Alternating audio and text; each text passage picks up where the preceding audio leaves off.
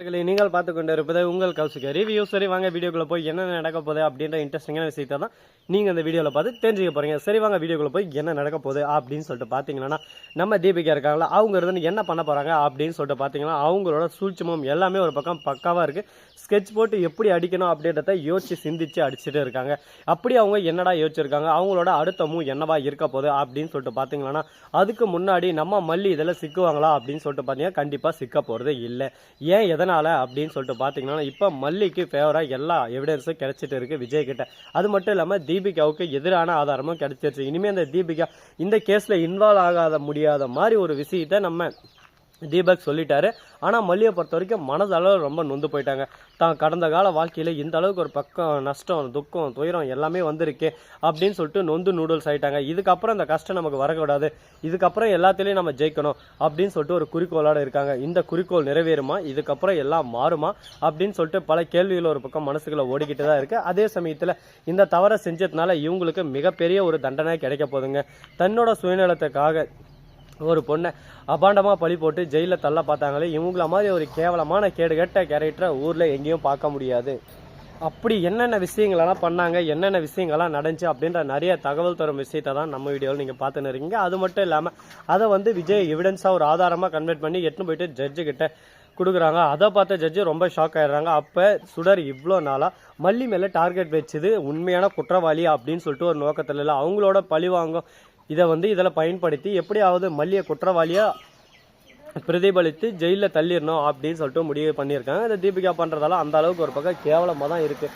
என்னங்க பண்ணுறது, இதுக்கு மேலே அவளை பற்றி நம்ம ஒரு வார்த்தைகளை எதுவும் பேச முடியாது. ஏன்னா அந்த அளவுக்கு ஒவ்வொரு விஷயத்தையும் பார்த்து செதுக்கின்னு இருக்காரு நம்ம விஜய். அது மட்டும் இல்லாமல் தீபிகா இனிமேல் நீ இந்த இடத்துல இருக்கக்கூடாது, இந்த வேலையை இனிமேல் நீ செய்யக்கூடாது, உன்னை வேறு இடத்துக்கு நான் ட்ரான்ஸ்ஃபர் பண்ணுறேன் அப்படின்னு சொல்லிட்டு ஒரே வார்த்தையில் சொல்லிடுறாங்க. உடனே தீபிகா முடியவே முடியாது, நான் ஒரு கேஸ் எடுத்தேன்னா அதில் 100% சக்ஸஸ் பண்ணாமல் நான் போக மாட்டேன், இதில் குற்றவாளி எனக்கு கண்டிப்பாக தெரியும் மல்லி தான் சொல்லிட்டு நீங்கள் இந்த மாதிரி சொல்கிறதுலேயே எனக்கு தெரிஞ்சிருச்சு, உங்களோட வன்மத்தை எல்லாமே கக்கத்துக்காக தான் நீங்கள் இந்த மாதிரி பண்ணிட்டு இருக்கீங்க அப்படின்னு சொல்லிட்டு இதுக்கு மேலே அந்த கேஸில் நீங்கள் இன்வால்வ் ஆக வேணாம், நான் ஒரு டைம் சொல்லிவிட்டு அதோட அதை விட்டுறணும், அதை விட்டு அந்த கான்செப்டை திரும்ப என்ன பேச வைக்காதீங்க அப்படின்னு சொல்லிட்டு ரொம்பவே கோவமாக ஜட்ஜு சொல்லிடுறாங்க. ஓகே, அந்த இடத்துலேருந்து லீவ் ஆகிடுறாங்க நம்ம தீபிகா. அதே சமயத்தில் தீபக் இருந்து என்ன தீபிகா, நான் தான் அப்பயே சொன்னல, நான் ஒரு விஷயத்தில் இறங்க ஆரம்பிச்சினேன்னா அதில் யாரையும் சும்மா விட மாட்டேன், நீ நிரபராதி எல்லாரையும் பார்த்து குற்றவாளியாக மாற்றின்னு இருப்ப, உன்னோட பேருக்கும் புகழுக்கும் உன்னோட சுயநலத்துக்கோசரம் அதை எல்லாமே நாங்கள் பார்த்துக்கிட்டு சைலண்ட்டாக இருக்கணுமா, அது நடக்காது, இனி வரும் காலத்தில் இது கண்டிப்பாக நடக்காது, இதை மாற்றி அமைக்க போகிறேன், மாற்றி அமைச்சு ஒருத்தருக்கும் எப்படி அடி எந்த அளவுக்கு அடி விழ போகுதுன்னு சொல்லிட்டு தரமாக நான் ஜெயிச்சு காட்ட போகிறேன் அப்படின்னு சொல்லிட்டு சொல்லியிருக்காங்க. இதெல்லாம் கேட்கும்போது கொஞ்சம் பதட்டமாக தான் இருக்குது. இருந்தாலும் இதெல்லாம் பாசிபிள் இருக்கா அப்படின்னு சொல்லிட்டு பார்த்தீங்கன்னா கண்டிப்பாக இருக்குங்க. இந்தந்த சூழலில் இது பண்ணலாம் அப்படின்ற விஷயம் கண்டிப்பாக ஒத்து போகும். அதுக்கேற்ற மாதிரி இவங்க பண்ணுவாங்களா பண்ண மாட்டாங்களா, என்ன பண்ண போகிறாங்க ஏது பண்ண போகிறாங்கன்னு சொல்லிட்டு பொறுத்து வந்து பார்த்தா தெரிய போகுது. அது மட்டும் இல்லாமல் நம்ம கதிரேசன் இருக்காருல, அவர் என்ன பண்ணுறாரு அப்படின்னு சொல்லிட்டு பார்த்தீங்கன்னா, அவரோட நோக்கம் ஃபுல்லாக மல்லி ஜெயிலுக்கு போயிட்டு அடுத்த செகண்டே விஜய்க்கும் நிஷாவுக்கும் ஒரு கல்யாணத்தை பண்ணி அவங்க 2 பேரையும் சேர்த்து வச்சு அவங்க கூட வெண்பாவை அப்படியே ஃபாரின் அனுப்பிச்சி விட்டணும், இதுதான் அவங்களோட நோக்கம். ஆனால் இந்த நோக்கம் நடக்குமா, இது பலிக்குமா அப்படின்னு சொல்லிட்டு பார்த்தீங்கன்னா சொல்ல முடியாதுங்க.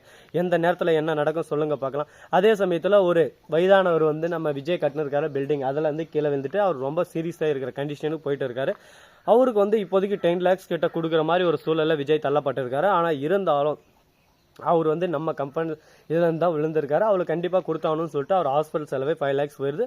அவங்க குடும்பத்துக்கிட்ட 5 லட்சம் கொடுத்துட்றாங்க. அவங்க ரொம்ப சந்தோஷப்படுறாங்க. ஆனால் ஐயா இந்த காசு எங்களுக்கு அந்த காசை நீங்களே வச்சுக்கோங்க, உங்களோட உதவியால் தான் என் பேத்தி எல்லாமே ரொம்ப நல்லா படிச்சுன்னு இருக்காங்க, நான் உங்ககிட்ட கூலி வேலை தான் செய்கிறேன், ஆனால் எனக்கு எதனா ஒரு தேவை, என் குடும்பத்தில் இந்த மாதிரி பிரச்சனை, என் பேத்தி படிக்கிறதுக்கு ஹெல்ப் வேணும் அப்படின்னு சொல்லிட்டு கேட்ட முதல்ல நீங்கள் அள்ளி தந்த மனுஷன், உங்களுக்கு இந்த மாதிரி நிலைமையை நான் வரவிட மாட்டேன், இந்த 5 லட்சத்தை என் மனசு ஏற்றுக்கல, ஐயோ சார் அப்படியெல்லாம் சொல்லாதீங்க, இல்லை சார் இந்த 5 லட்சம் எனக்கு வேணாம் நீங்களே வச்சுக்கோங்க அப்படின்னு சொல்லிட்டு அடுத்த நாள் இருந்தே வேலைக்கு வர ஆரம்பிக்கிறாரு. யாரையா சாமி இவரை இந்த அளவுக்கு ஒரு பக்கம் விஜய் நல்லவராக இருந்தாலும் அவருக்கு எதிரான போராட்டம் கண்டிப்பா எழுந்துகிட்டே தான் இருக்கு.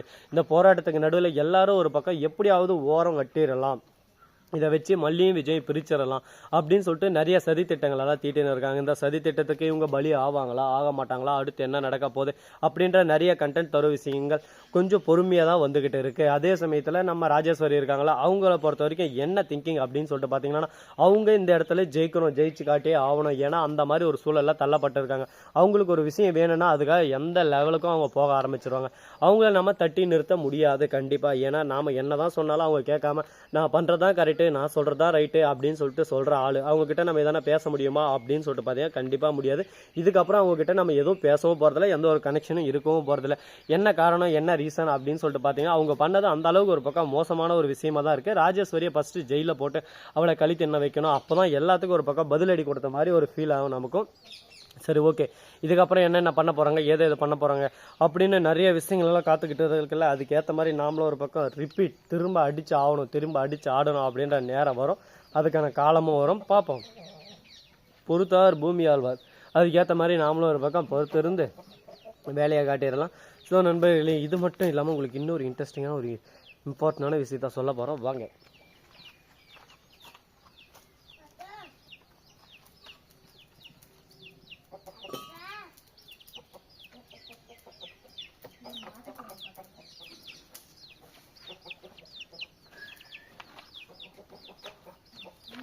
இந்த வீடியோ உங்களுக்கு பிடிச்சிருந்தா லைக் பண்ணுங்கள், கமெண்ட் பண்ணுங்கள், ஷேர் பண்ணுங்கள், டிண்டிங் பெல்லை தட்டி விட்டு போங்க. அப்போ தான் நான் போகிற அடுத்தடுத்த வீடியோ உங்களுக்கு உடனுக்குடன் நோட்டிஃபிகேஷனில் வந்து கொண்டே இருக்கும். மிக்க நன்றி. தேங்க்ஸ் ஃபார் வாட்சிங். டாட்டா, செய்யும். நன்றி, வணக்கம். முதல் நம்பருக்கு தருகு.